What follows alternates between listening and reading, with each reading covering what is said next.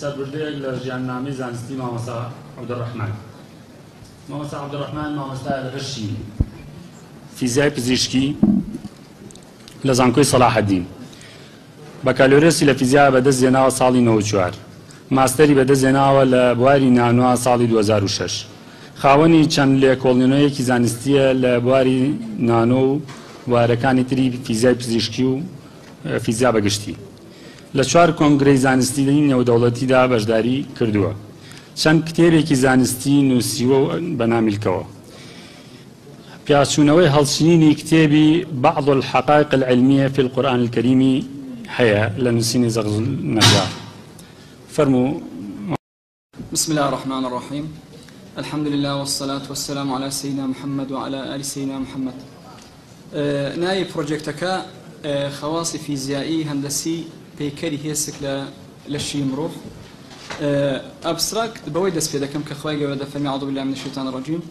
قل انظروا ماذا في السماوات والأرض وما تغني الآيات والنذر عن قوم لا يؤمنون. يعني خواي قولة دعوة من ذكاة ما شاي أوشتان بكين كلا أسمان والزبيه هي تازيات الله عظمته وقدرته خواي قولة يبقين ودرس وعبرة لو إما بي. هدفي بحث كم أوبو قران لدوي دقي صنعي خواي قولة لهيكي عظمي إنسان هر إسكك لهر شوينك شكل شي خاص تركيبه شي خاص وحركة شي خاصة هي دوامين قران لدوي قوانين فيزيائية وهندسية لهيكل العظمي وآخر شيء تكون إنسان استفادة كردي لدروس كردني أو شتانك كخوي بيستفيا وقت زسر سدود لقر إمارات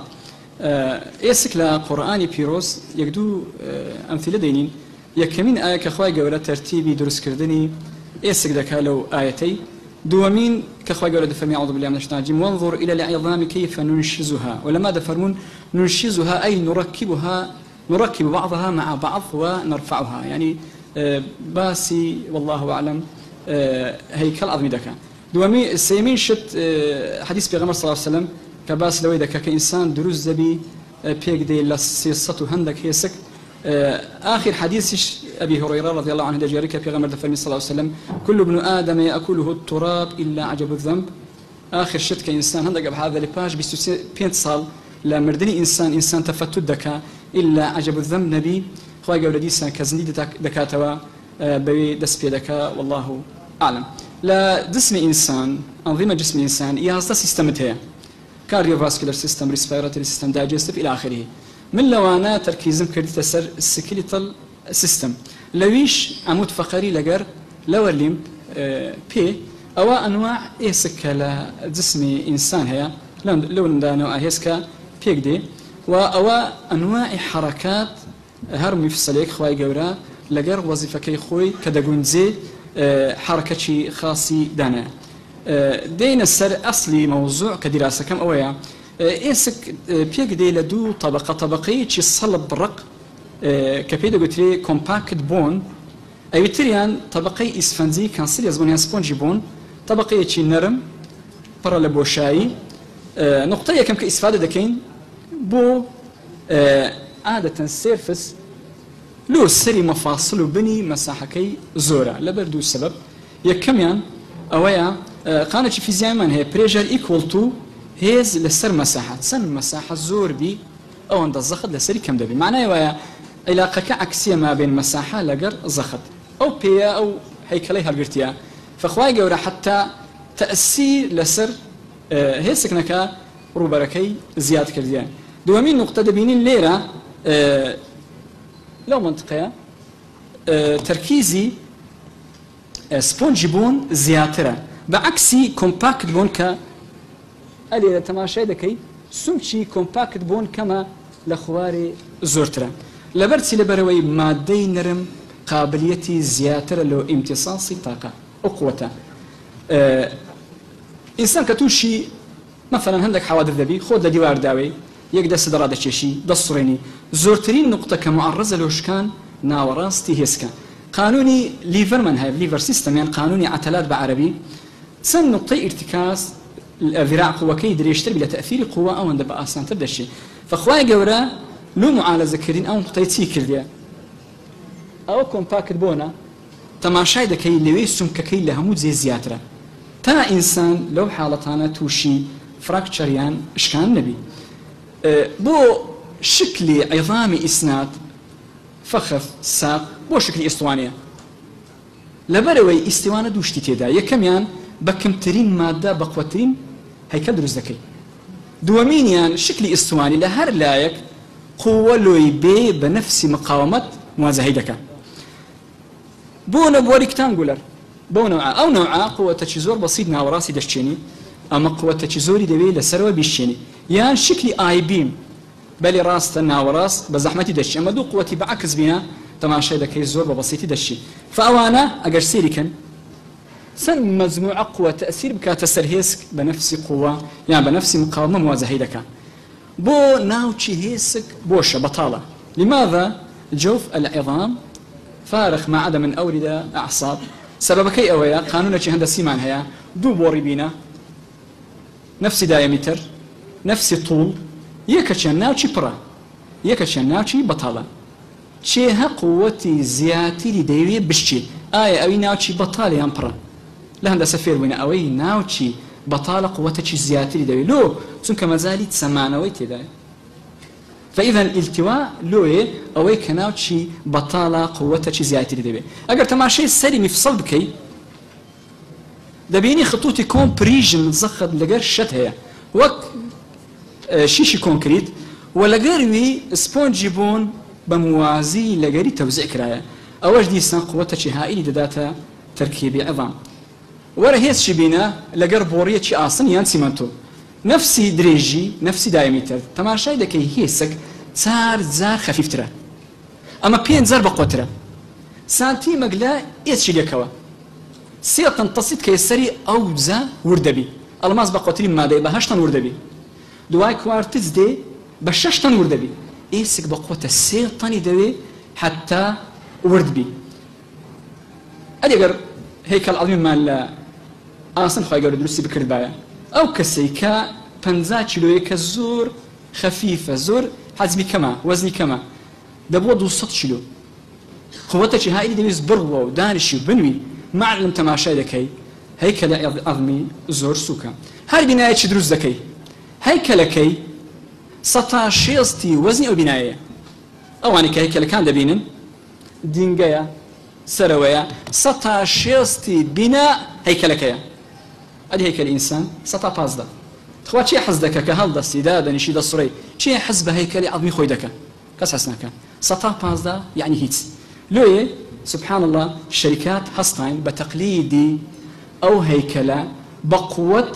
سوق لو درس كردني بالي التياري وشركة إيرباس فرنسي خطتشي 6 سالاني دانايا دستي بيكرديا لا تادو هزار والله أعلم تسل بنزا همو تركيبي تيارة بودي تيارة لهيكل عظمي إنسان لقر تشيشكا درسي لك توري دومي بحث كم لسر عمود فقري عمود فقري لسيوسي فقرة بيكدي دريجة كيت سندا 7 سنتيم سير لكي لسر فقرات قسكيا بقودنيا زور فقرات من زور بقودنيا دي فقرة جوردة بجوردة حتى دقات السنتر اوف جرافيتي اسم انسان كسطا بنزا وهشتي دريجي انسانه لا يدا بيني فقراتك زور بقوته فقرات قطني بالضبط فكري سديا سد لسري سمك كي كما لو تكزقتي او كما هذيك دي اخواري زور دبي لبروي زقتي او زور دبي فسير دكي قوتي فقرات دس في دك الضعيفه دواي دكاتا اقصى قوه سؤال اويا لو شكل فقره حرف ايس انجليزي لو راس نبو اگر ماشي اودينغانا بكلو بنايه هم يدبيني راس تلو تسم كبنايه كمجسمه ايه مجسم مجسمني سرخره ملل وشبوريا سيك فروانا هموي انواع واشكال قوه تصيدك يتسر سي فقرات لو يا اخويا جوره بحرف اس دانتا محافظه بك السر موازني اسم انسان او يق نموذج دينم سر قوتك له خواري دو قوتي شيء لو تنشت كو موازنه او دكي فحرف اس موازنه همو او قوتنا دك فقره زور بقوتها كي دشي كي ورد بي اگر هذا الزغط الزاوي بوسط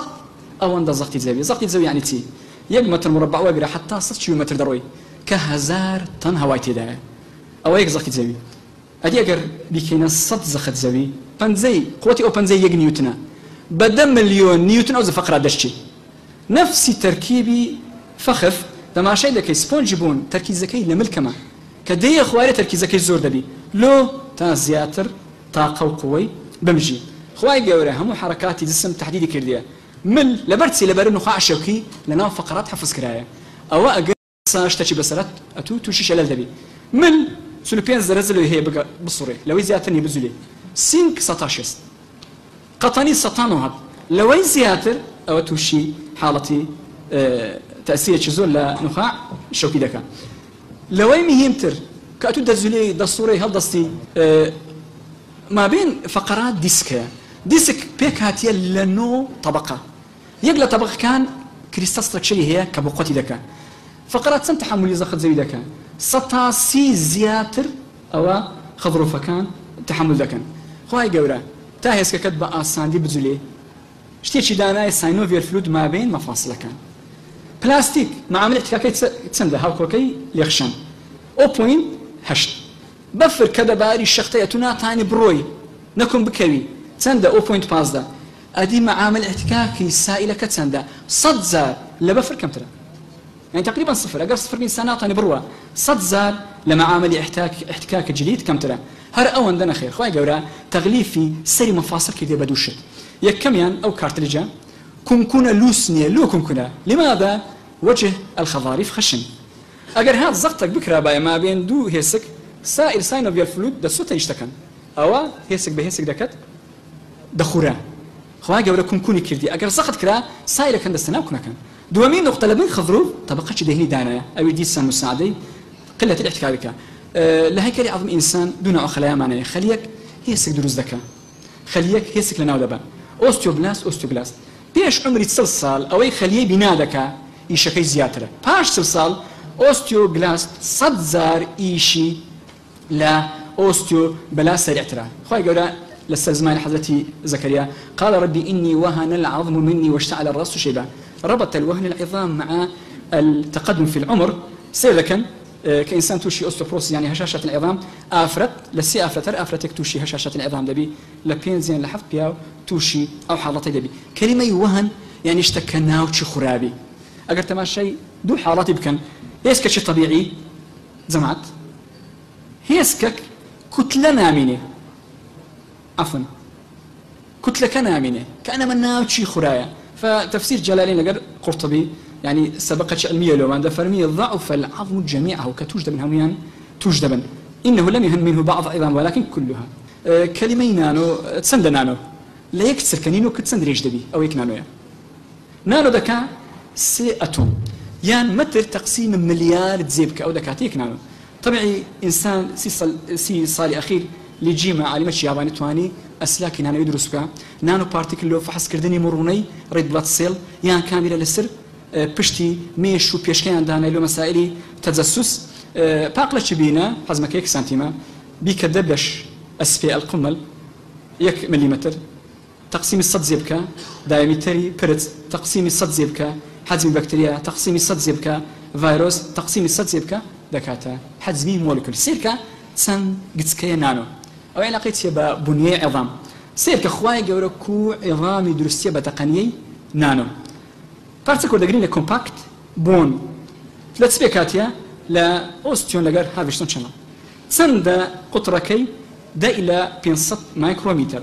ورا أيش جتسكا دبيني لمجموعة بولي بيكاتيا لا ميلا لقر هافشتون شنا سند تقريبا سي إلى 7 مايكرومتر لويش كولاجين فايبر كتقريبا 5 نانويا أيش جتسكا كوا لا دو أحماض أميني لقر خلايا هيدروكسي باتيد كقطركي 1 نانويا صب نانو ستراكشر أو تركيبي بنيي نانوي لو عظمي إنسان طبيعي أوشتك واي كردي الرحمة خواي جورا إنسان خواي جورا واي دانا إما دبيلو دنيا بجين أقل ليرة درتسوي سوي نو بحر سوي آسمان أتخوض معرضي له مجموعة إشكالك أو كدست آسمان دزانا كو زور بزحمتي دنوي زور بزحمتي عملي إدرار دكا وأجر صالق لعسمان ما استطاع بيستي هيس شنامينه أو كذا يعني مثل المريخ بدو سطرش دين دكات صار سطرش دين أدنى